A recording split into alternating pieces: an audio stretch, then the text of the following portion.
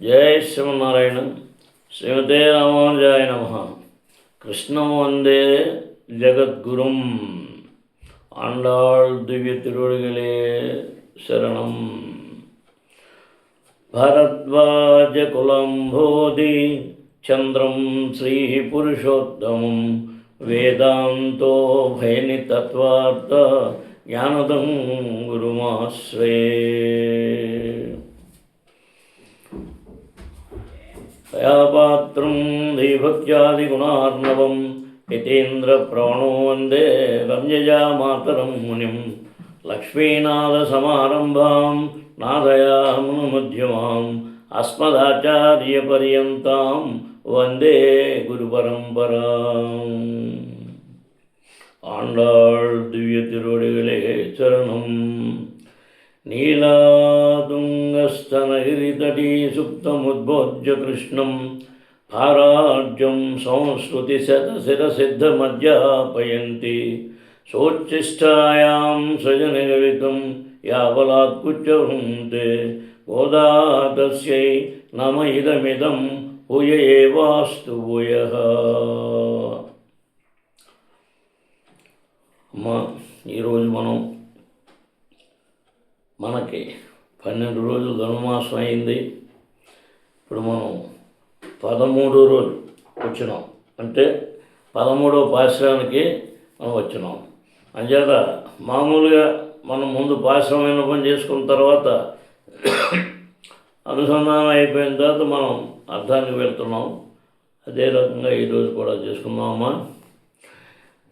புள்ளின்வாய் கீண்டானை பொல்லாரக்கனை கிள்ளி களைந்தானை கீர்த்திமை பாடிப்போய் பிள்ளைகள் எல்லாரும் பாவை களம்புக்கார் வெள்ளி எழுந்து வியாழமுறங்குத்து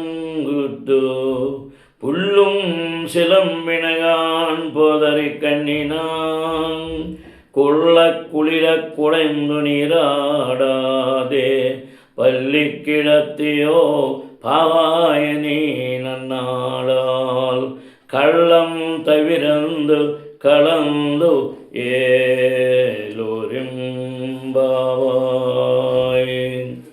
ஆண்டாள் திவ்ய திருவடிகளே శరణం.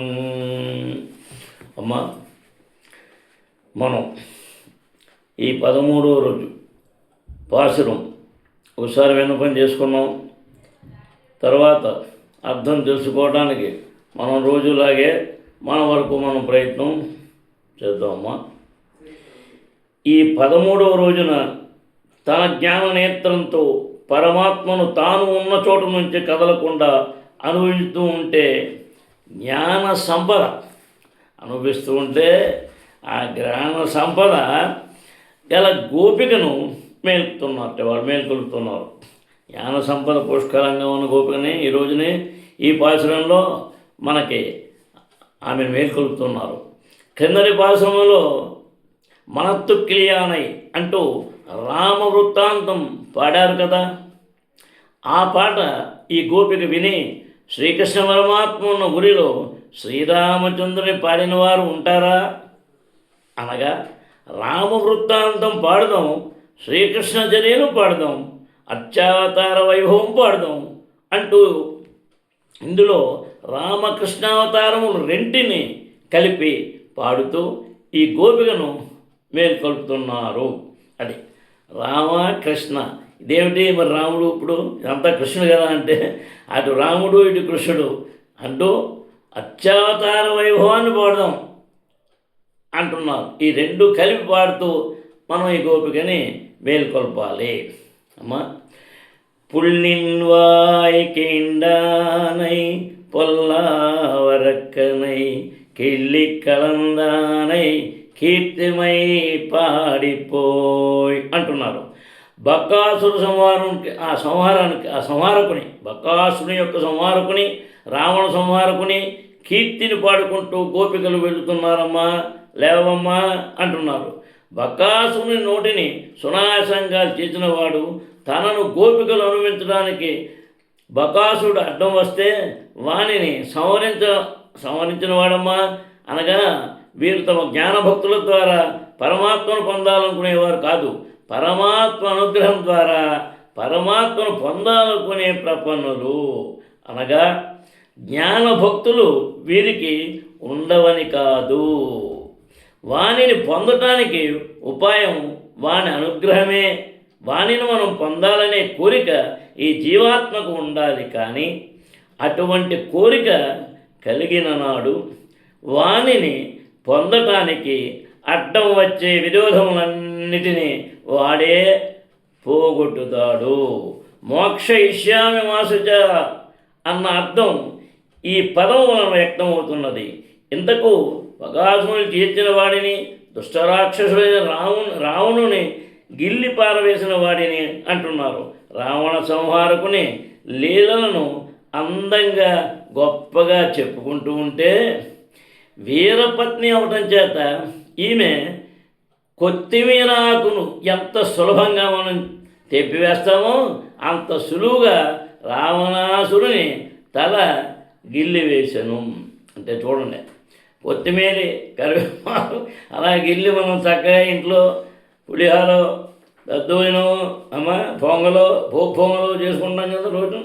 దాంట్లో ఏ రకంగా ఆ కొత్తిమీర సాధారణ కొత్తిమీర వేరు, కరివే ఇవన్నీ కొన్ని ఉంటాయి, అలా వేసాడు. దాన్ని ఇక్కడ మనకేంటే దాన్ని సంపుడిగా చెప్తున్నారు అంతే తప్ప, అంచేత అంత సులువుగా గిల్లి వేస్తామో అలాగా దుష్టరాక్షసుడని వేరే చెప్పాలా అంటే, రాక్షసులలోనూ మంచి రాక్షసులు ఉంటారు. విభీషణస్తు ధర్మాత్మ నతో రాక్షస చేష్టిత అన్నట్టు. మరి రావణాభ్రమ సోదరులే కదా, ముగ్గురునైనా విభీషణైనా, మరి విభీషణ ఏ రకంగా ఉన్నాడు అంచేత విభీషణుడు మంచి రాక్షసుడు కదా అని భావం. అదిగాక శరీరం నుంచి ప్రాణమును వేరుగా తీసినట్టు శ్రీరామచంద్రుడి నుంచి వానికి ప్రాణ సమానురాలైన సీతను ఎడబాటు చేసి తీసుకుని పోయాడే. ఇంతకన్నా చెడ్డతనం ఏముంటుంది చెప్పండి. అట్టి రావణుని వధించిన కీర్తి గల వాని కళ్యాణ గుణములను పాడుతున్నాం అని సామాన్య గుణముల పరమాత్మ అంటే ఇష్టం లేని రావణాసురుడు కూడా వాని వీర్యగుణమునకు లోబడిపోయి శత్రో ప్రఖ్యాత వీర్యస్య అంటూ వాడు శత్రువు అయిపోయాడు. కానీ ఏమి వీర్య అంటే రాముడి యొక్క ఎటువంటి వీర్యమయ్యా రాఘవునిది, ఎటువంటి వీర్యము రాఘవది అమ్మ, అది కూడా రావణాభ్రమే ఆశ్చర్యపోతున్నాడు. నా వీర్యమును మించిన వీర్యం అంటే నాకున్న ధైర్య సాహసాలు అని రావణుడే కొనియాడిన వీర్య గుణములను వాడి కళ్యాణ గుణములంటే వడలు తెలియని వీరు వదిలిపెడతారా చెప్పండి. వాని సౌశల్య గుణమునకు లోబడిపోయినాడు విభీషణుడు, వాని సౌందర్యమునకు లోబడిపోయింది శూర్పణఖ, వాని వీర్య గుణమునకు లోబడిపోయినాడు రావణుడు. మొత్తం రాక్షస గుణమునంతటినీ లోబర్చుకునే కళ్యాణ గుణములు కలవాడు పరమాత్మ. అటువంటి పరమాత్మ కళ్యాణ గుణములను ప్రీతిగా పాడుకుంటూ పాధేయం పుండరీకాక్ష నామ సంకీర్తనం అన్నట్లు శ్రీకృష్ణ పరమాత్మ వియోగం చేత దుర్బలులైన ఈ గోపికలంతా శ్రీకృష్ణ పరమాత్మ కళ్యాణ గుణములను ప్రీతితో పాడటమే ధారకంగా కలవారు.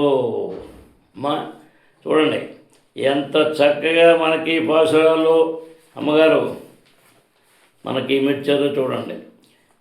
తర్వాత పెళ్ళైగలెల్లారం పావై కలంపుక్క, నీవు తప్ప తక్కిన గోపికలందరూ మాతో చేరారమ్మా, నీవింకా పండుకునే ఉన్నావేమమ్మా, లేచిరా అని వీరనగా వారంతా చిన్నపిల్లలు అవడం చేత కాలం తెలియక ఏ అర్ధరాత్రి సమయంలోనూ లేచి వెళ్ళారు.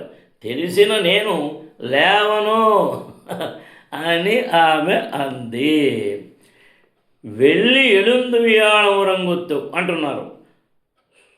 శుక్రుడు ఉదయించినాడు, బృహస్పతి అస్తమించినాడు, తెల్లవారిపోయిందమ్మా అని వీరు అనగా ఆమె నేను నమ్మను, మీరెటువంటి వారంటే నిన్న కొన్నత్తెనై నొక్కి నేడు మా వావెన్నం అంటూ కొందరు చూచి శ్రీపతి వచ్చావా అని పలకరించేవారు. ఆ కారణం చేత అస్తమించే నక్షత్రములన్నీ బృహస్పతి నక్షత్రములుగాను, ఉదయించేవన్నీ శుక్ర నక్షత్రములుగా మాదిరిగాను మీకు కనిపిస్తాయి. కనుక తెల్లవారిందనటానికి వేరే గుర్తేమైనా చెప్పండి అనగా వీరు అంటున్నారు. అది ఇంకా ఇంకా గుర్తు కావాలి చెప్పమంటున్నారు. ఏ రకంగా పుళ్ళుం చెలంపినగా పక్షులన్నీ లేచి మేత వెతుక్కునేందుకు వెళ్ళిపోయాయమ్మా. ఒక్క పక్షి అయినా చెట్టు గోడలు లేదు. చూడమమ్మా ఎంత ప్రొద్దెక్కిందో అన్న ఆమె లేవలేదు. అప్పుడు తిరిగి వీరంటున్నారు, పోదని కనినాయ్, మేమంతా తొందరపడుతున్నప్పటికీ నీవు మేల్కొనకపోవటం నీ కంటి సౌందర్యం చేత కదా, నీ జ్ఞాన సౌందర్యం చేత ఉన్న చోటనే హృదయాంతరంగంలో పరమాత్మను అనుభవించే భాగ్యశాలివి కదమ్మా నీవు అంటున్నారు. అనహిత్యలగం ముడయ అరవిందలోచన్ అన్నట్టు అన్ని లోకములను లోబరుచుకునే నేత్ర సౌందర్యం వానిదైతే నెడుకన్ విడమానే అటువంటి పరమాత్మను నీ కంటిలో ఒక మూల ఉంచుకునేంత విశాల నేత్రములు కలదానివి కదమ్మా నీవు అంటున్నారు. పళ్ళి కిడతయో పావాయని నన్నాళా అని అంటున్నారు. నీవు ఎంత జ్ఞాన నేత్రంతో ఉపాసించుతున్నప్పటికీ భాగవతుల సాంగత్యం దొరికిన తరువాత కూడా ఏకాంత అనుభవమేనా తల్లి అంటున్నారు. బంగారు బొమ్మ వంటి నిరుపాలిక సౌందర్యం కలదానా, ఎంత మంచి రోజును కూడా పండుకుంటావా తల్లి? ఈ రోజులు తప్పిపోతే మళ్ళీ ఇంత మంచి రోజులు వస్తాయా? కాలం పరిణామశీలం కదా, ఇటువంటి కాలం వృధా చేసుకొని తరువాత విచారించినా ఫలం ఉన్నదా అమ్మా? లేవమ్మా అంటున్నారు. కల్లంద వినందు కళందే లోరింబావాయ్, దొంగతనం విడిచిపెట్టి లేవమ్మా తల్లి అంటున్నారు. పరమాత్మకు అర్థమే నీ ఆత్మ తనది అని భావించడం కంటే గొప్ప దొంగతనం లేదు కదమ్మా. కింతేన నా కృతం పాపం చోరేణాత్మ పరిహారణ అన్నట్టు పరమాత్మ సొత్తు అయిన ఈ ఆత్మను తనదే అని దొంగిలించిన వాడు ఏమి పాపం చేయలేదు అన్నారు పెద్దలు. ఆ విధంగా ఆత్మ పరమాత్మదే కాక భాగవతులది కూడా. ఆ కారణం చేత నీవు మాతో కలిసి కుడయందు నీరాడ అంటే నీరాడాదే చల్లగా హాయిగా స్నానం చేయకుండా, అనగా చల్లగా మా అందరితో కలిసి పరమాత్మ కళ్యాణంలో స్నానం చేయకుండా, మహాసంతర్పణలో కూడా స్వయం పాకం చేసుకునేవారికి మాదిరిగా, మహాసంతర్పణలో కూడా స్వయం పాకం, ఆ సందర్భంలో స్వయం పాకం అంటే అన్నీ స్వయం పాకం మామూలుగా అంటే ఏంటంటే బియ్యం పప్పులు ఉప్పులు అన్నీ వండుకోవడానికి వీలుగా ఇస్తారన్నమాట. మాదిరిగా ఒంటరిగా భగవదనం పొందుతున్నావా? చాలు, ఇక ఆ ఒంటరి అనుభవం విడిచిపెట్టి ఈ మంచి రోజున, ఈ మంచి రోజున, ఈ మంచి టైంలో మాతో కలిసి భగవద్విషయ స్నానం చేయటానికి రా తల్లి అని మేల్కొల్పుతున్నారు. ఇక రెండో భాగంలో ఏమన్నారు? గురు పరంపరలోని 8వ వాక్యమైన శ్రీ పుండరీకాక్షాయ నమః మనం చెప్పుకున్నాం. ఇవాళ పుండరీకాక్ష గురు పరంపరలో వచ్చేదానికి అంచేత శ్రీ పుండరీకాక్షాయ నమః అనే వాక్యం చేత ప్రతిపాదింపబడే పుండరీకాక్షం లేపుతున్నారు. పోదరి కన్నినాయ్, తామర రేకులు వంటి నేత్ర సౌందర్యం కలదానా అంటూ పిలిచారు. నేత్ర సౌందర్యము నిరూపించుతూ ఆ కారణం చేత పుండరీకాక్షుల పరంగా ఈ పాశనం అన్వయిస్తున్నారు. పుల్లిన్వాయ్ ఇత్యాది శ్రీ పుండరీకాక్షుల వారు లేవండి, లేచి మా గోష్ఠికి వేయించేయండి అని వీరు పిలవగానే నేను రావటానికి సత్తోదయమైందా అని వారు అడుగగా, ఆశ్రితులపై పడకుండా కామక్రోధమును నశింపజేసే పరమాత్మకు అండగా ఉండగా ఇక రజస్తమోగుణములు ఎలా ఉంటాయండి అంటున్నారు. చెడ్డ రాక్షసుని చంపారు కదా, అనగా మంచి అహంకారమునకు ప్రమాదం లేకుండా ఈ జీవుని హృదయంలో చెడ్డ అహంకారము నాశనం చేశారన్నమాట. విభీషణునికి ఆపద లేకుండా లంకను నశింపజేసినట్టు చెడ్డ అహంకారం ఏమిటి, మంచి అహంకారము అని ఒకటి ఉందా అంటే నేను నాది అనుకొనటం చెడ్డ అహంకారం.